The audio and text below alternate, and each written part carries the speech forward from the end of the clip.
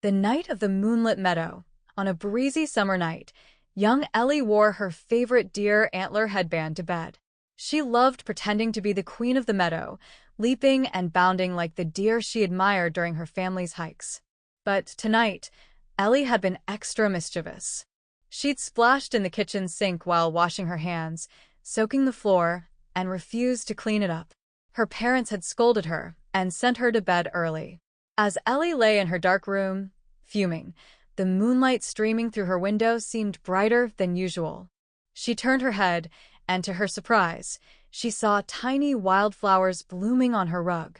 Her eyes widened as the flowers spread, turning her floor into a meadow filled with golden grass. The walls of her room disappeared, replaced by tall trees and a soft, glowing sky. The air smelled of lavender and earth, and the sound of distant crickets filled her ears. "What's happening?" Ellie whispered, sitting up. Before she could think too much, the bushes ahead rustled. Out came creatures unlike anything she'd ever seen. They were a mix of wild and funny, a fox with peacock feathers for a tail, a bear with butterfly wings, and a rabbit that hopped on stilts. Their eyes glowed softly in the moonlight, and they stared at Ellie with curiosity. "You've come to our meadow," said the fox peacock, its voice both sly and sweet. "Who are you?" Ellie, feeling brave, stood up and adjusted her antler headband. "I'm Ellie, the queen of the meadow." The creatures gasped. "The queen? Then you must join our moonlit revelry," said the bear butterfly, flapping its enormous wings. The creatures surrounded Ellie and began to dance and sing. They showed her how to leap as gracefully as the deer, how to twirl with the wind like the petals of a flower, and how to stomp the ground like a thunderous storm. Ellie laughed and spun, forgetting all about her earlier punishment. The rabbit on stilts handed her a crown woven from glowing vines. "A crown for our queen," it declared. Ellie placed the crown on her head and shouted, "Let the revelry begin." The creatures cheered and celebrated under the moonlight. They played games like hide-and-seek in the tall grass, and Ellie learned how to whistle with leaves.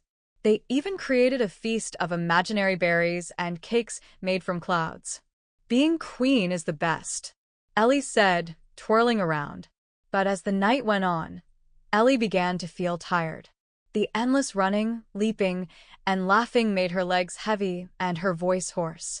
She sat down on a soft patch of moss, her crown slipping to the side. "Maybe I'll just rest for a minute," she murmured. The creatures noticed and gathered around her. "What's wrong, Queen Ellie?" asked the fox peacock. "I think." Ellie paused. "I think I miss home."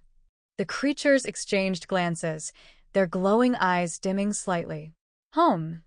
asked the bear butterfly. "Yes," Ellie said softly. "Even though I was mad at my parents, I miss my room and my bed. I miss my dinner, too." The rabbit on stilts nodded. "Sometimes being wild can be tiring." Ellie looked at the creatures and smiled. "You're all wonderful, but I think it's time for me to go back." The fox peacock's tail drooped, and the bear butterfly sighed. But then they all nodded in understanding. "We'll guide you home," said the fox peacock. The creatures led Ellie back through the meadow, past the glowing flowers and rustling trees. As she stepped into a patch of moonlight, the meadow began to fade. The grass turned back into her rug, the trees melted into her walls, and the sounds of crickets were replaced by the soft hum of her nightlight. Ellie opened her eyes and found herself back in her bed, still wearing her antler headband. She smiled and whispered, "Thank you, friends," before drifting off to sleep. The next morning, Ellie woke up feeling different. She remembered the wild adventure, but also how much she missed home. When she saw her parents, she hugged them tightly and said, "I'm sorry for making a mess yesterday. I'll clean it up now." Her parents were surprised, but smiled warmly. "Thank you, Ellie," they said. As Ellie cleaned the kitchen floor, she thought about the creatures of the moonlit meadow. She knew that whenever she needed a little wildness in her life, all she had to do was close her eyes and imagine. Moral of the story: balance is key. It's fun to be wild, but it's also important to remember responsibilities. Appreciate what you have. Adventures can teach you to value home and family. Kindness matters. Saying sorry and making amends shows true strength.